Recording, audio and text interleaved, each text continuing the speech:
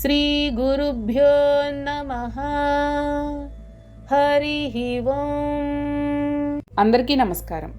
ఓ అర్జున, ఈ భూమిలో ఉండే ఉత్పాదక శక్తిని నేను ఈ భూమిలోనికి ప్రవేశించి సమస్త ప్రాణికోటికి ఆధారమవుతున్నాను.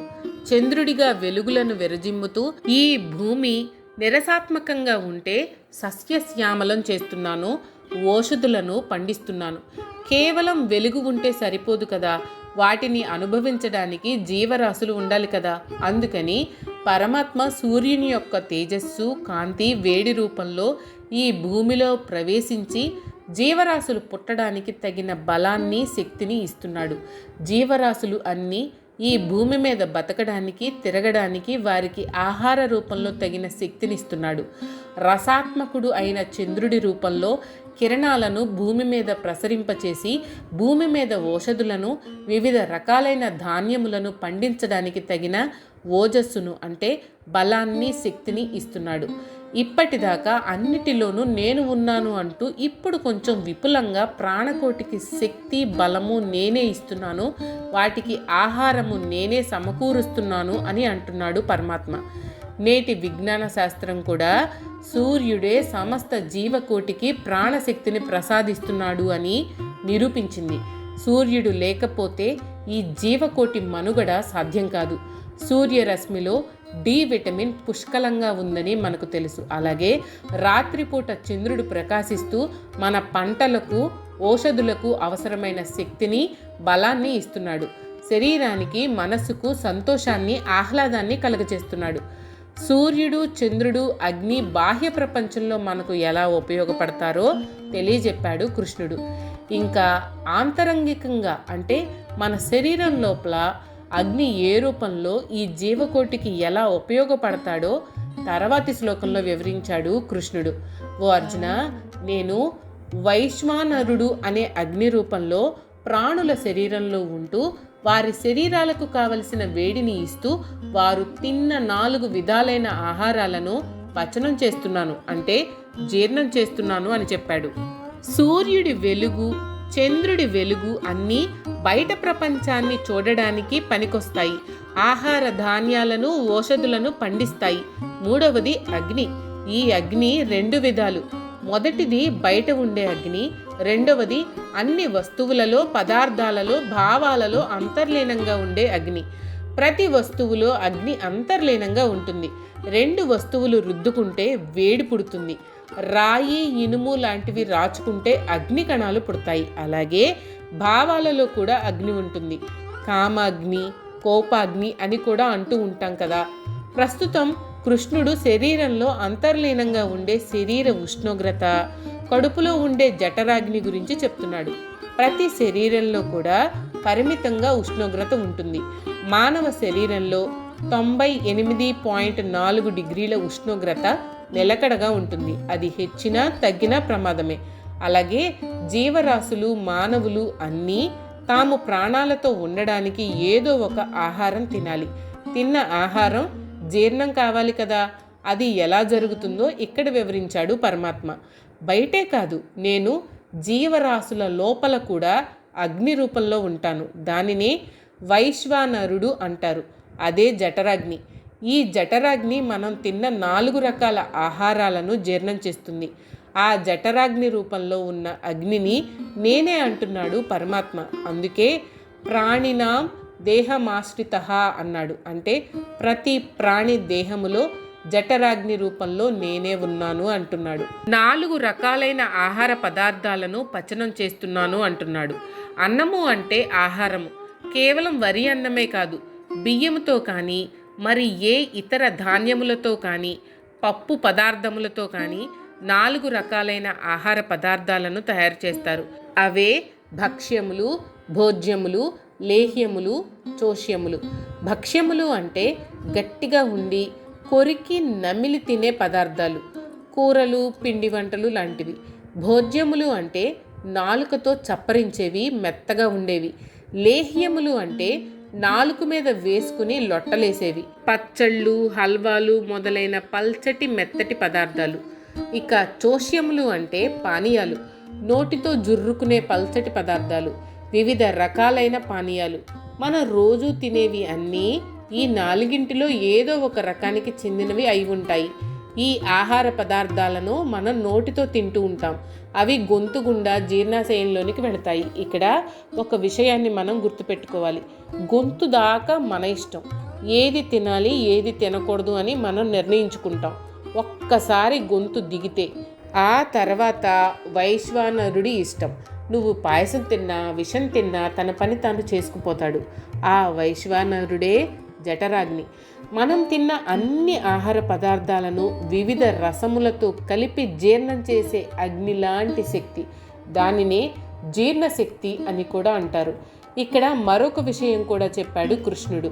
లోపల ఉండే జఠరాగ్ని బాగా ప్రజ్వరిల్లాలి అంటే గాలి కావాలి కదా. అదే మనం పీల్చే గాలి, వదిలే గాలి. ఉచ్ఛ్వాస నిశ్వాసముల ద్వారా ప్రాణవాయువును పీల్చి వదులుతూ ఉంటాం. ఈ ప్రాణవాయువు లోపల ఉన్న అగ్నికి శక్తినిస్తుంది.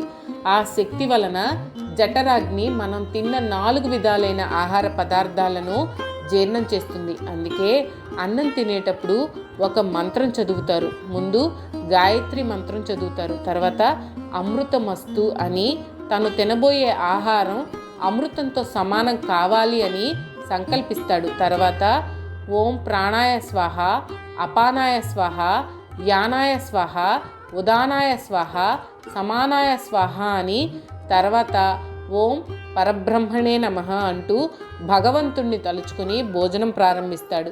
ఈ ఆహారం అంతా పరబ్రహ్మ స్వరూపం, అన్నం పరబ్రహ్మ స్వరూపం అంటూ ఆయనకు నమస్కారం చేస్తాడు. నా ఆహారమును సక్రమంగా జీర్ణం చేసి నాకు శక్తిని ప్రసాదించు అని సంకల్పించి భోజనానికి ఉపక్రమిస్తాడు. ఈ శాస్త్రీయ విధానం అంతా ఇక్కడ వివరించాడు పరమాత్మ.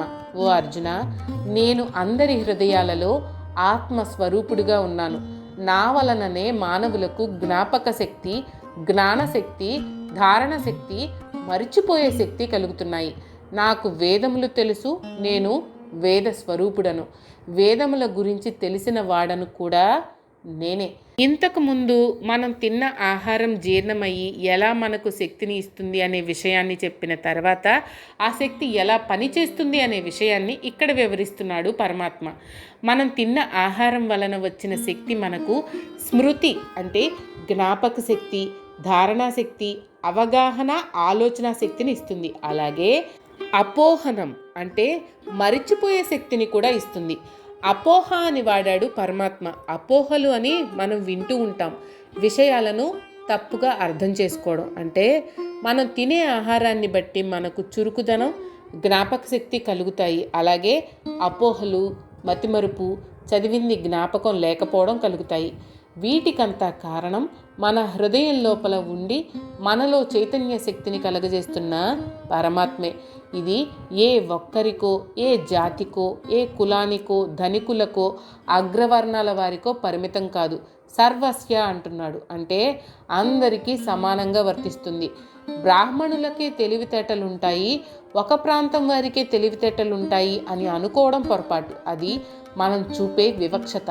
తినే ఆహారం, వాతావరణం, పరిసరాలు, పూర్వజన్మ వాసనలు, మనో నిర్మలత్వం, ధార్మిక భావనలు, ధార్మిక జీవనం, అన్నింటినీ మించి దైవ బలం, ఇవన్నీ ఒక వ్యక్తి యొక్క తెలివిని, ధారణాశక్తిని, మతిమరుపును నిర్ణయిస్తాయి. మనలను పరమాత్మ మన హృదయంలో ఉండి చూస్తున్నాడు అనే విషయాన్ని మనం నిరంతరం గుర్తుపెట్టుకోవాలి. అప్పుడే ఎటువంటి అకృత్యాలకు పాల్పడే అవకాశం ఉండదు. జ్ఞాపక శక్తి, ధారణాశక్తి, జ్ఞానశక్తి, మతిమరుపు, అపోహలు ఇవన్నీ మనోవికారాలు. మనం తినే ఆహారాన్ని బట్టి ఇవి మనకు సంక్రమిస్తాయి. వీటి వలన ఏం జరుగుతుంది అంటే తెలుసుకోదగిన వాటిని తెలుసుకుంటాం. వేదము అంటే తెలుసుకోతగినది. ఆ వేదాలలో తెలుసుకోతగినది పరమాత్మ స్వరూపం. అది నేనే అంటున్నాడు. వేదాలు చదువుకున్నందుకు ఫలితం పరమాత్మ తత్వాన్ని గురించి తెలుసుకోవడం. ఎందుకంటే పరమాత్మ నుండి పుట్టిన వేదాలు పరమాత్మను గురించి, పరమాత్మ యొక్క స్వరూపాన్ని గురించి తెలియజేస్తాయి. పరమాత్మను గురించి, పరమాత్మ తత్వాన్ని గురించి వేదాలకు బాగా తెలుసు. వేదాలను కేవలం యాంత్రికంగా వల్లెవేయకుండా వాటిలో దాగి ఉన్న అసలు అర్థాన్ని తెలుసుకోవడానికి ప్రయత్నం చేయాలి. అప్పుడే వేద విదుడు, వేద పండితుడు అనే మాట సార్థకం అవుతుంది. వేదాంత కృత్ అంటే ఈ వేదములు నా చేత సృష్టించబడినవి అంటే నిరాకారుడైన పరమాత్మ సాకారుడై వచ్చి రాశాడు అనే అర్థం కాదు. పరమాత్మ అందరి హృదయాలలో ఉన్నాడు అని ఇప్పుడే చెప్పుకున్నాం. ఋగ్వేదంలో మొదటి అనువాకం మధుఛందస్సుడు అనే ఋషి చెప్పాడు. ఆ తర్వాత లిపిబద్ధమైంది.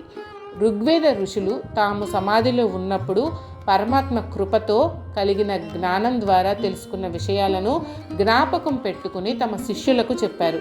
గురు శిష్య పరంపరగా వేదాలు తరతరాలుగా ఒకరి నుండి ఒకరికి మౌఖికంగా అందించబడ్డాయి. అందుకే ఇక్కడ వేదాంత కృత్ అంటే ఈ వేదాలు వేదాంతాలు అంటే ఉపనిషత్తులు మొదలైన వాటిని గొప్పవారైన మహర్షుల యొక్క స్మృతి పదంలోకి ప్రవేశపెట్టి వారి చేత పలికించిన వాడిని నేనే అన్నాడు.